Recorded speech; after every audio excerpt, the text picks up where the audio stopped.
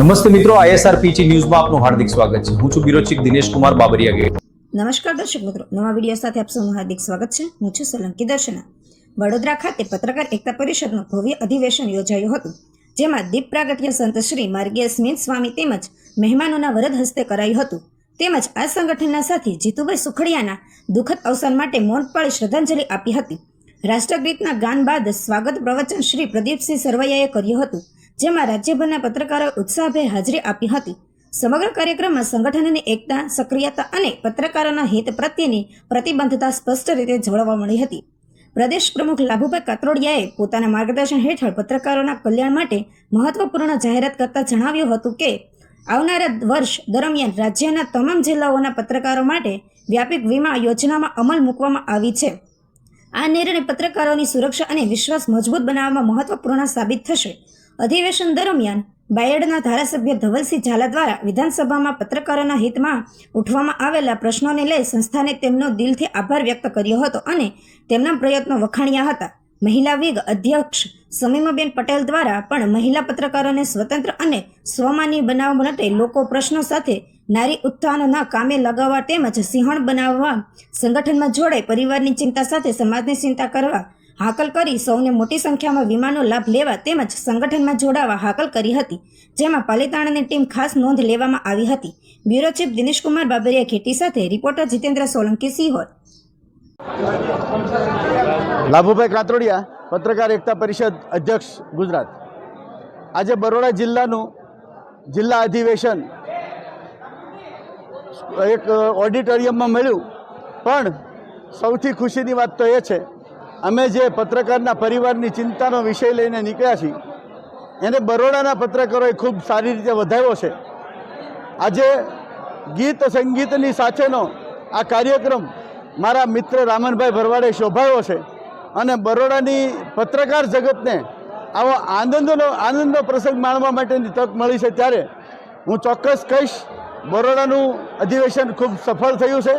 બરોડાના લોકોએ પણ અમને ખૂબ સહકાર આપ્યો છે અને આવો નવો સહકાર મળતો રહે, પત્રકારોની એકતા વધે અને પત્રકાર પોતાના પરિવારની ચિંતા સૌથી પહેલાં કરે એવી આગ્રહ રાખીને મારી વાણીને વિરામ આપું. જય હિન્દ, જય ભારત.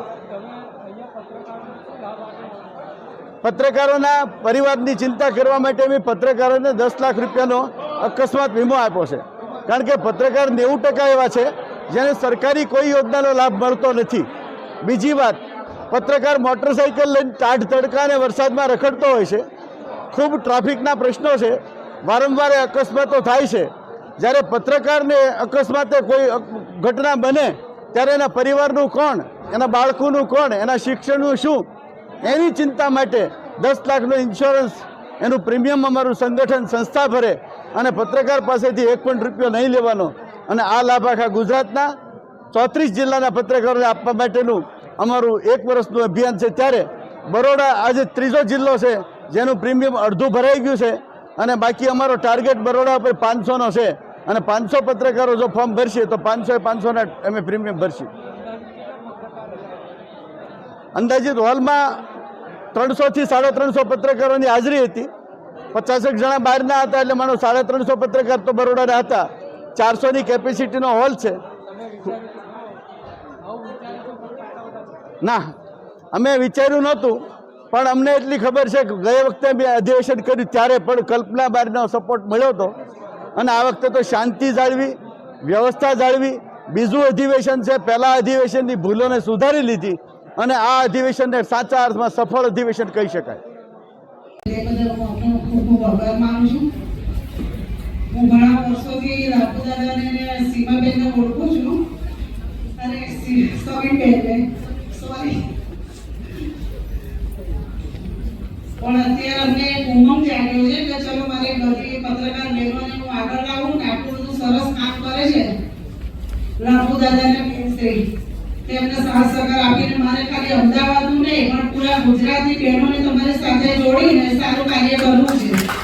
આપ સૌનો સાથ સહકાર મને જોઈએ. જય ભારત. આને ધમાકો કહેવાય. સીધો આમ જોયું ને, બ્લેક આદમી કીધું કાંઈ નહીં કેકામાં જોરદાર તાળી આપેલો માટે